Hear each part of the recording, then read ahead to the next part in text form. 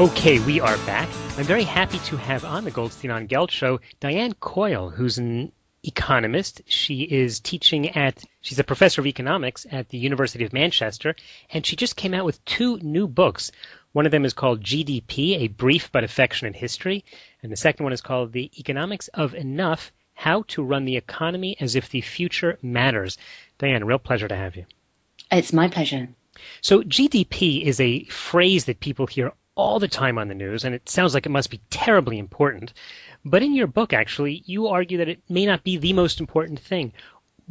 Give us a little background of A, where it came from, and B, why you bothered to write a book about it.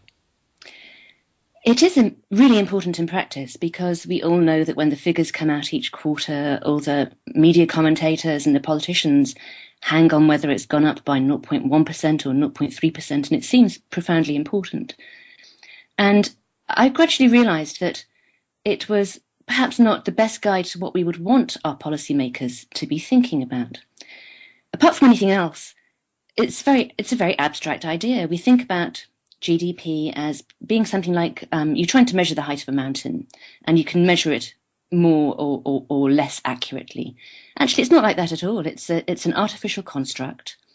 It came out of the dark days of the Second World War, when the governments in the United States, the United Kingdom, wanted to know what resources they had available to fight the war effort and what kind of sacrifice that meant their populations were going to have to make. So it had a very specific purpose. And at the time, there was a big debate about should we have GDP or should we have a measure that was going to try to look at people's economic well-being in a much wider sense. And one very famous economist, Simon Kuznets, argued for the latter. He said we ought to be trying to measure well-being. Why would you include something like advertising or spending on lawyers, things that were obviously not good for people, in his view? So that debate, he lost at the time. The war effort was all important, of course, and GDP has come to be increasingly the only measure of how the economy is doing that drives politics. But there's a lot of debate now about, is it right? Should we go back to thinking more about well-being? Well, the fact is the politics that you brought up even in the beginning of the book was how in Greece, the Andreas Gorgio was pardon the pronunciation, was criminal, looked at as a criminal for the way that he measured GDP, which was perhaps more standard. I mean, this is obviously a very serious figure that people are looking at. Why is that? Well, in the Greek case, it was because all the financial market contracts were tied to how big the Greek deficit was as a share of GDP. So if you change the GDP measure, you're going to make people in the financial markets very angry, and we all know how dangerous that can be. And it just has become, because it's a number and it looks like it's got real meaning, it's become the only thing that drives our sense of what's business all about, what's running the economy all about. And the time has come for a debate about should we look at a wider range of things. Apart from anything else, environmental issues don't get picked up in GDP. Pollution isn't picked up in GDP. Carbon emissions are not picked up in GDP. And whatever your view about those environmental issues, we ought to be factoring them properly into the policy debate by having the numbers. Mm-hmm. Is there anything that a regular guy, a retail investor, can learn by looking at the GDP numbers as they come out? I think the question for retail investors is, are you one of the people who's doing this because you want to make the short-term money, you're trading as often as you can, you're looking for the quick returns, or do you have a longer-term horizon? Are you thinking about what's going to be important in the world in 20 years' time? And what are the real returns that you could get on investment in new technologies? Are you interested in what the demand is going to be for clean environmental technologies, for example?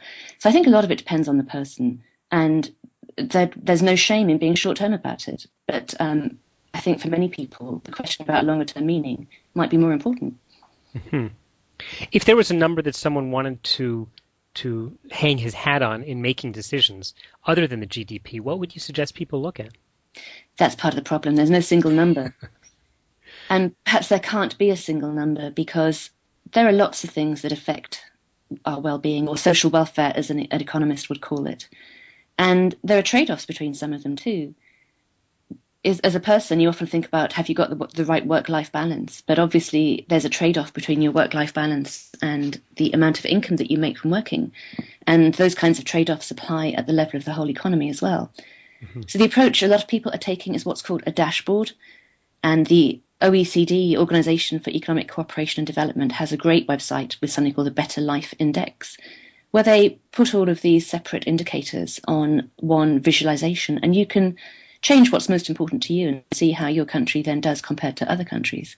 So if we had something like that for each country over time, then that would be a way of assessing policymakers in the light of what you think is important. Mm-hmm. Okay, we are talking with Professor Diane Coyle at the University of Manchester. Recently came out with 2 new books. We've been talking about GDP. Let's talk a little bit about your second book, The Economics of Enough. What did you mean by that title? It's really about the long term versus the short term. And when people talk about what's sustainable, they usually mean the environment. I think it goes much wider. It's also about social sustainability, so inequality matters there. A lot of countries have seen a return to levels of inequality not seen since the 1920s. And there are questions about what that will do to politics and social stability. So the book's about how we think about the long term and why we've actually become so short term in the way that we drive the economy and the society. So maybe give us a hint. Why have we become so short term? It's a really good question. I think the answer lies in the financialization of our economy.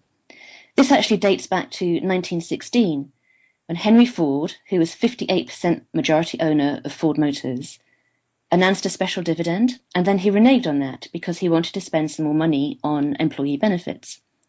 And his minority shareholder, which was the Dodge Motor Company, held 10% of the company, sued and won that case.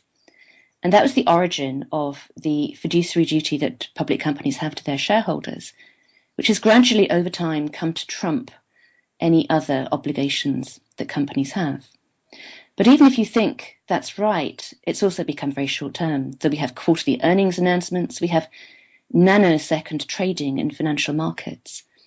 And I think this has geared all decisions towards an increasingly short time horizon, particularly the most important businesses in every country that are listed on the stock market. So you think that made it short-term thinking as opposed to just being a clearer understanding of what the goal is? A lot of times people look at a company and, if you know that the goal of the company is to maximize profits or to maximize shareholder value, it's certainly much easier to make a decision than when you say, well, and also they have to give health care benefits and they have to deal with the unions and they have to deal with retirement, in which case everything gets kind of muddied. Isn't it easier as an economist to have things more in black and white? Well, it is obviously easier, but maybe it's wrong. That's the point. Maybe a company would do much better over a 10-year horizon if it weren't focused on profit quarter to quarter. Maybe it will serve its customers better by thinking about what its real purpose is, and that will be better over a somewhat longer time frame than quarter to quarter. So of course it's easier to have a single figure to focus on, but the world around us isn't just one-dimensional. Mm-hmm.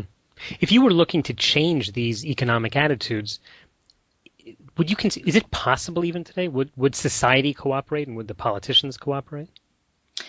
You might have a better sense than I do about the social appetite for change, but I think a lot of people feel a bit trapped in a system that they don't like, but they don't know how to change by themselves. And there would, I think, be an appetite for political leaders or financial market leaders to say, hang on, we've got it a bit wrong. We need to change the way that we're approaching things. I'm an economist, so I see everything in terms of numbers and can you test this and that. And so I think the numbers are important, and that was why I wanted to write about GDP in particular.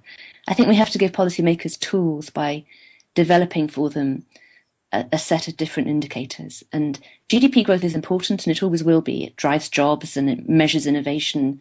We've got to have that. But I think we need to give them some other tools to say, well, there's some trade-offs here. What do we think? How about in the world of technology? Is there some sort of modern technology that could be harnessed as a positive force for change? Technologies don't have particular morality attached to them, but we can use them in better and worse ways. I've done a lot of work over the years on the use of mobile phones in developing countries. And that's a technology where when we got it in Western economies, we thought it was a bit of a gimmick for well-heeled financial traders. And in my country, it was taxed as a luxury for a little while in the 1990s. In poor countries, it's been absolutely transformative because it went into a landscape where there were no other communications. People could find access to jobs much more easily, stay in touch with family members, send money securely when they'd had to use very vulnerable cash before. So the use of technologies depends on the context and what we do with them. Okay, I think we are certainly seeing a lot of change, and you have been a great observer and commentator on that. We've been talking to Diane Coyle at the University of Manchester. Diane, in the last few seconds, just tell us, how can people follow your work?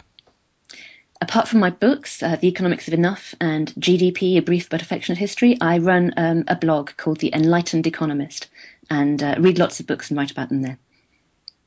Okay, we will put links to those at the show notes at goldsteinongelt.com. Diane Coyle, thanks so much for your time.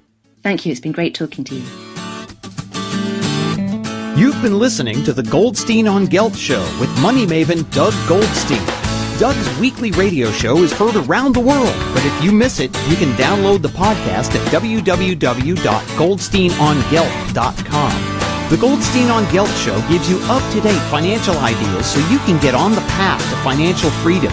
If you'd like your questions answered on the air or off, send Doug an email to doug@profile-financial.com. It's your money for your future, so join Doug every week to build your wealth on the Goldstein on Gelt Show.